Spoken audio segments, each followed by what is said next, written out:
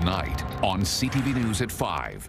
It's a way for us to spread cheers through music, through culture, through dance, through arts. There's so many different ways to celebrate Acadie. Vive l'Acadie! The bleu, blanc et rouge waves proudly on National Acadian Day. Alan paints with a lot of vibrant colors. He's a really vibrant, cheerful person.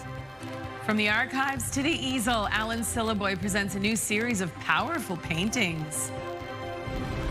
It would be nice to share our story, to share something as beautiful as our story. Theological adventure, a maritime couple puts their love story on paper. The car show, it comes deep from our hearts. And models and memories, a Cape Breton car show remembers a beloved family. Summer sunshine to get the weekend started with showers expected Sunday. Live from the Maritimes News Center, this is CTV News at 5. Good evening and welcome to CTV News at 5. I'm Maria Pano-Palace. Thanks for joining us. First at 5 tonight, Vive l'Acadie. National Acadian Day celebrates the history, heritage, and resilience of the people. It's also an opportunity to have some fun and share the centuries-old traditions and language with others. CTV's Jesse Thomas looks at how Maritimers are marking the occasion, and he joins us now. Hey Maria, it's National Acadian Day, and here in Nova Scotia, Acadian pride is on full display, and the same goes for our neighbors in New Brunswick, where celebrations will continue throughout the weekend. Here's how some Acadians are marking the celebration. They raise the Acadian flag here in Halifax's Grand Parade. Celebrations like this one are happening all across the Maritimes and beyond. It's very important to celebrate Acadian culture because it's such a diverse and vibrant community. It exists all around the world. The Acadian story in the Maritimes goes back to the 1600s. And on August 15th, the Acadians and friends gather to mark the more than 400 years of French culture that has shaped the Maritimes. Here in West Chesapeake, the closest Acadian settlement to Halifax, the community is experiencing a revival of the culture. We only gained our kind of Acadian status not that long ago, and as one of the only mainland Acadian communities, our culture was lost. Our language was something that wasn't valued. So Cameron DeBay said his grandmother spoke French, but it didn't get passed down. Given the proximity to Halifax, he says English took over. What happened was there was such an assimilation of becoming English that systematically throughout the school system, French was not something that was tolerated or welcomed. That's different here at l'Acadie de Chesapeake. The Acadian Museum has a mission to promote the rich Acadian culture. It goes through music, it goes through food, it goes through different things, but it's also a way for us to show where our roots are. There's an Acadian festival Sunday here in West Chesapeake, and everyone is invited. We are celebrating La Fête de l'Acadie, Acadian Day, so we're going to have from 11 to 4 o'clock some events happening. And the party's happening in New Brunswick, too, where the Dieppe Fête l'Acadie has a full slate of music in store with some family fun activities. The celebration and recognition of the unique Acadian culture is important. A big part of our heritage and our culture, it's who we are, it's part of our identity, and it's important that we keep that alive for not only for ourselves but also future generations. From the music to the cuisine and the language, French Acadian culture is alive here in the Maritimes, and people are proud and ready to celebrate it this weekend. Maria, back to you. Thank you, Jesse. CTV's Jesse Thomas for us in West Chesapeake, Nova Scotia this evening. And of course, that's where the Sunday celebration will be as well. And just look up different celebrations that may be happening around the region. All right, time to head over to the anchor desk where Todd Battis is standing by. Another busy day in the newsroom today. Certainly is, Maria, and no surprise that the dry conditions in our region have created a volatile situation. It's keeping firefighters certainly busy. 11 wildfires burning in Nova Scotia, one considered out of control, more evacuations in Annapolis County, and in New Brunswick 23 fires are burning, a few out of control, including that stubborn fire in Miramichi. We will have updates on all of them. Maritime travelers are scrambling as they keep a close eye on those Air Canada flights. Over 10,000 flight attendants could walk off the job tomorrow. CTV's Derek Haggett went to the airport to check in with some of those concerned travelers. quite a sight. A dead humpback whale washed ashore at a Halifax area beach earlier this week. There's concern the decaying carcass could attract predators like sharks to the coastline that's used by many people. So they want it removed.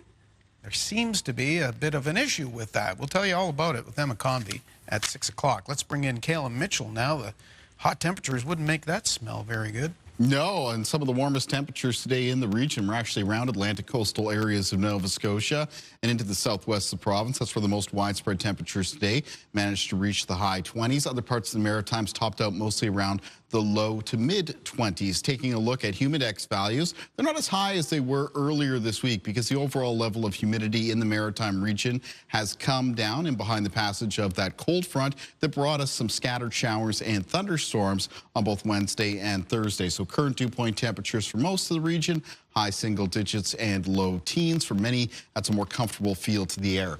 We can see relative humidity values, though, they're getting lower again, and that isn't great news. You'd actually rather have, in this wildfire situation, higher relative humidity. You want as much moisture in that air as you can get.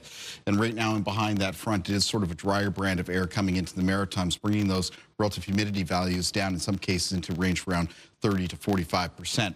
Winds out of the north for today, they're being sustained in a lot of cases 10 to 20 kilometers per hour. There were some gusts reported between 30 and 40 kilometers per hour, especially around eastern areas of Nova Scotia. Winds are expected to get a little bit lighter as we move into the overnight.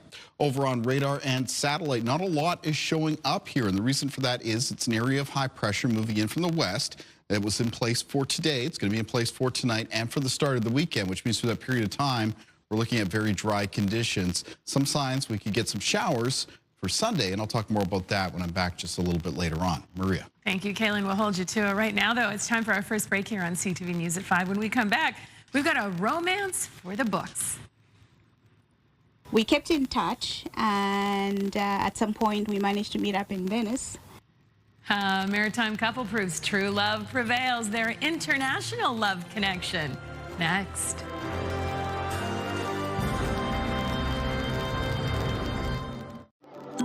It's a celebration of film. Hello? The Oxford Theatre's open to the public. You get to walk the red carpet, be filmed with your friends, and just take part. I mean, that's an incredible amount of fun.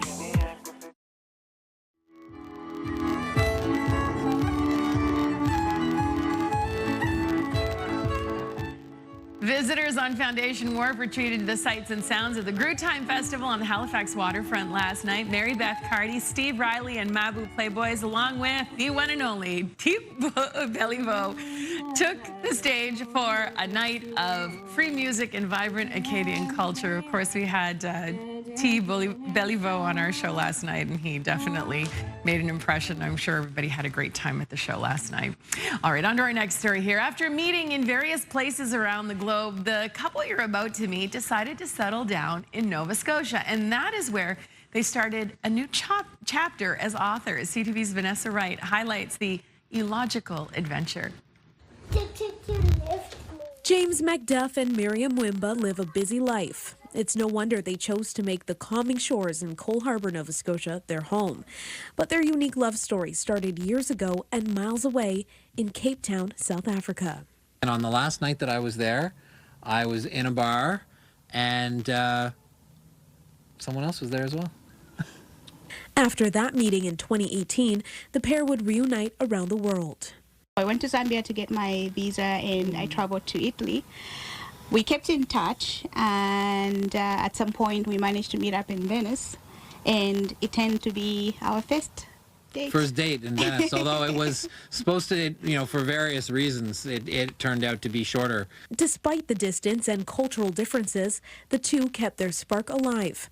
But in 2020, a global pandemic would test their relationship.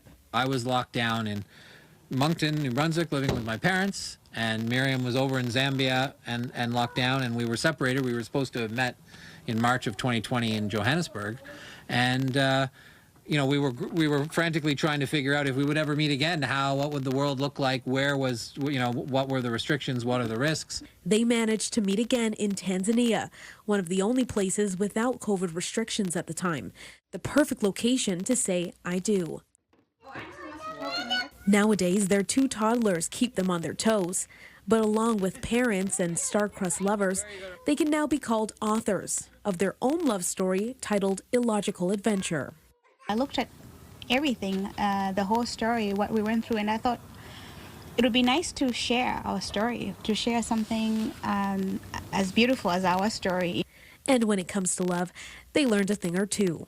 Take a chance. You know, if you think something feels right, or you know, especially when it comes to, you know, love, but also career or otherwise, it's nothing is impossible. After all, it's advice that gave them the love story of a lifetime. Vanessa Wright, CTV News, Cole Harbour, Nova Scotia.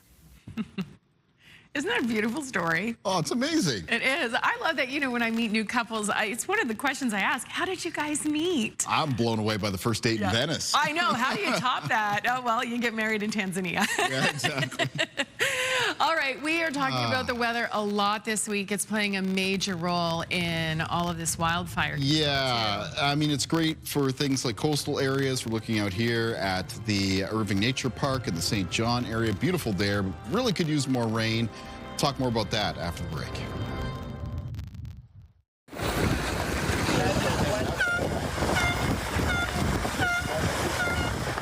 Oh, what a gorgeous sight. Chester Race Week is on right now, and it features the largest keelboat regatta in Atlantic Canada. Participants come from all over the region to take part in the 4-day event that includes competitive sailing and community events. There are over 125 entries this year, including 9 women who have registered as skippers. Race Week wraps up tomorrow, and what a time. Kaylin, I've been down to Chester for Race Week. It is, what an amazing atmosphere. Yeah. So those shots were taken yesterday. I was about to say. Yeah, it looked a little grayer, huh? I was about to say, that was not indicative of the weather conditions that we're seeing across much of the Maritimes for today. Yes, yesterday we still had that marine influence. We had some of that cloud cover hanging around. Today, though, it was high pressure moving back into place, so that cleared up. Let's take a look at our sunrise and sunset times, and for that, we're going to go to Dartmouth, and this was a sign of what weather was like across much of the Maritimes today. You can see that blue sky in the background. High pressure moving in, really cleared things up around the Maritime region. Could have used more rain out of that weather front that passed through. Our next shot at some wet weather will be on Sunday with some more showers in the forecast. Currently, though, barometric pressure sitting above 1,020 millibars for all 3 maritime provinces. The center of that high pressure system is still located to the west of us, just now kind of lined up over the St. Lawrence River Valley and through Quebec. So that's going to be in place again for tomorrow. And then in behind that on Sunday, we have the arrival of this cold front that's just starting to come into northern Ontario, and that'll be the weather system that produces some showers during the day on Sunday for New Brunswick, a risk of thunderstorms, and then it looks like the higher chance for showers from that weather system for both PEI and Nova Scotia will be later Sunday evening and Sunday night. Nothing showing up on radar. No rain or showers expected for tonight or for Saturday. Very clear night expected across the Maritime region. Overnight low temperatures a little bit cooler than they have been throughout much of this week. We'll take a look at those lows in a moment. Should be a fresh feeling start to the day for tomorrow, but then more sunshine through Saturday afternoon. Very clear conditions expected Saturday evening and most of Saturday night. And then on Sunday, we'll see some increase in cloudiness. The showers could arrive in the northernmost areas of New Brunswick Sunday morning, developing across that province throughout the day. Again, a risk of thunderstorms with them, and then arriving Sunday evening and night for Prince Edward Island and Nova Scotia. Winds in the forecast for tonight will mostly still be out of the north and northeast. They will get a little bit lighter by around midnight, and then tomorrow's winds become more variable in direction around the Maritimes, becoming southwest for the province of New Brunswick, starting to become southwest late in the day for Prince Edward Island. For Nova Scotia, still through the first part of the day, mostly out of the north, but then starting to become southwest later Saturday afternoon and Saturday evening. They'll be sustained between 10 and 20 kilometers per hour. There'll be a few gusts between 20 and 30. Now, low temperatures in the forecast for tonight for the province of New Brunswick falling into a range around 7 to 11 degrees. Down to 11 degrees tonight for many communities in Prince Edward Island, including Charlottetown. And most low temperatures for Nova Scotia tonight, high single digits and low teens, except for down around the south shore of the province where some lows will still be a little bit milder, closer towards the mid-teens. Same thing goes for some areas in Cape Breton, including Sydney with an overnight low temperature near 15. Highs in the forecast for tomorrow. Turns hotter again for the province of New Brunswick. Most of the highs back up into the high 20s. Exceptions will be coastal areas which will top out mostly around the low to mid-20s. In Prince Edward Island for tomorrow, there could be some high temperatures that approach the mid-20s, except low 20s on parts of the coast.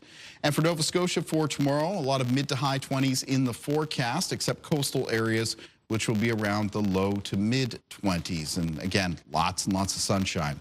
Taking a look at the forecast for Sunday, there's the arrival of that cold front. Again, showers developing first early in the day through northern areas of New Brunswick as they continue to progress into that province. A risk of thunderstorms along with them. Throughout much of the day on Sunday, it's sunshine, though, for both Prince Edward Island and Nova Scotia, and some hotter temperatures with that front arriving Sunday evening and night, and the showers along with it. Rainfall outlook for that next weather system. Once again, these type of weather fronts, it's not sort of a widespread soaking rain across the region. A lot of it is going to be in the form of scattered showers and some thunderstorms along with them. In most cases, the rainfall amounts will likely be limited to 2 to 10 millimeters, except for areas that have a downpour or thunderstorm move over. And in that case, there could be some localized rainfall totals between 10 and 30 millimeters. So we'll take all the rain we can get, but we're going to need more than this. Let's take a look at our weather watcher for tonight. And tonight's weather watcher is 5-year-old Hank Nogler from Halifax, Nova Scotia. Hank has sent us a drawing of butterflies flying near the pool. Thank you, Hank. It's a great drawing. And weather watchers can be sent in to CTV Weather Watchers, P.O. Box 1653, Halifax, Nova Scotia, B3J2Z4, or you can email kaylin.mitchell@bellmedia.ca. Maria. Thank you, Kaylin. So acclaimed Mi'kmaq artist Alan Syliboy has unveiled a new series of paintings at the Proud Gallery in Halifax. CTV's Mike Lamb highlights the new pieces that blend the past and the present.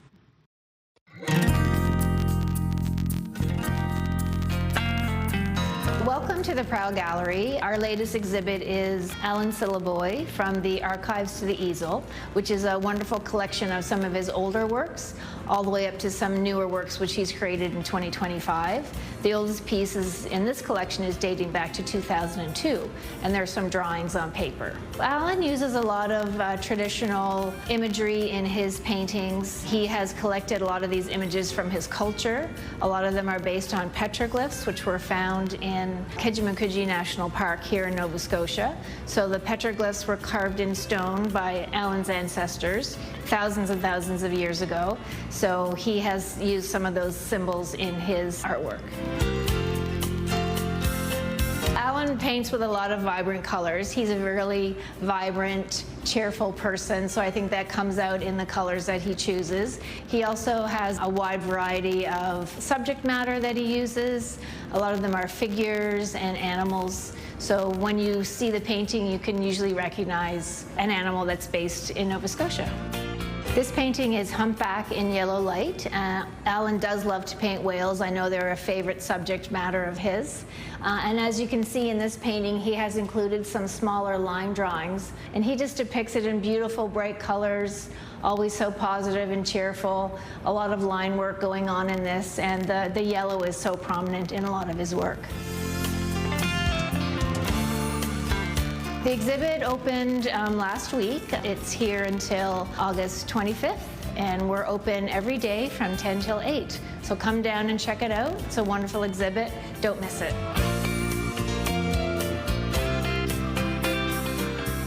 So beautiful, and so looks like Alan Syliboy's work. His stamp of approval is on those for sure. Beautiful, beautiful. All right, we're going to take a little break here. We'll be back with this story. I'm Ryan McDonald in Sydney, where an antique car show set for this weekend will show off all the different old makes and models, raise some money for a good cause, and honor the memory of a Nova Scotia family who are remembered by many. The story is coming up. Mornings with Aaron and Peter. 60 seconds, 10 questions. If you can pull that off, you're going to win $1,000. Join us every weekday at 7 a.m. for the $1,000 Minute. Welcome back to CTV News at 5. So a classic car show this weekend in Cape Breton will feature dozens of shiny old makes and models. But as CTV's Ryan McDonald shows us, it's also an opportunity to honor a beloved family. Dana and Jason Gillis have this 1977 Ford Pinto polished up in their driveway, but it's not going for a weekend spin. It's going to be part of something bigger. The car show, it comes deep from our hearts. This weekend will mark the 6th annual Aaron Jolene Memorial Car Show. The first one was held in 2020, only months after Aaron Tuck and Jolene Oliver and their daughter Emily Tuck were killed in the Nova Scotia mass shooting. Aaron was like my brother I never had. Jason Gillis and Aaron Tuck were best friends, bonded by a love of old cars. The star of tomorrow's show will be the Pinto named Emily, which was Aaron and Jason's baby and would have eventually been hers. It was going to be Emily's car when she had turned 18, so that's why we had, named the car Emily.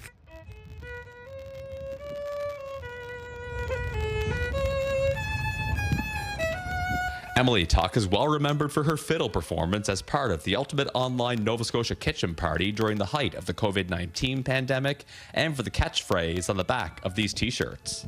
And at the end, she kind of got, a little sarcastic with him and said, "There's some fiddle for you." So that just kind of suited the shirts, and we go with it every year. The car show will take place here at this car dealership in Sydney from 11 until 3 on Saturday, and this year's event just happens to fall on what would have been Aaron Tuck's 51st birthday.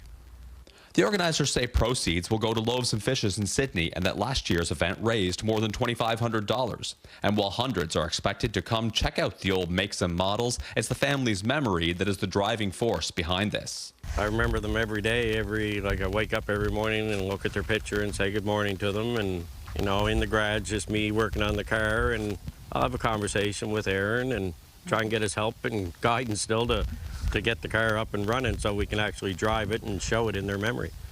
Ryan McDonald, CTV News, Sydney. It's heartbreaking and also very heartwarming. What a lovely way you're remembering your dear friends. And we hope you have a wonderful time this weekend celebrating their memory, indeed. And I know lots of people are going to come out to see the show. And we're hoping for good weather, but we're also hoping for some wet weather too, Kaylin. Yeah, so for Saturday, which is when that event is going on, it's sunshine in the forecast. And then we do have some showers that are coming into the region on Sunday. I'll be talking more about that. I'll be going over some of the rainfall amounts that we saw over the last couple of days here in the Maritimes, which for most areas, again, wasn't enough. We needed to see more. So I have that coming up on 6. And I also got an update on Hurricane Erin, which is the first hurricane of the Atlantic hurricane season and likely to be the first major one as well. Okay, so you've got a lot to talk about. That and more coming up at 6 o'clock with Todd and Kaylin. I'll see you on Monday. Have a lovely weekend. The national news is next.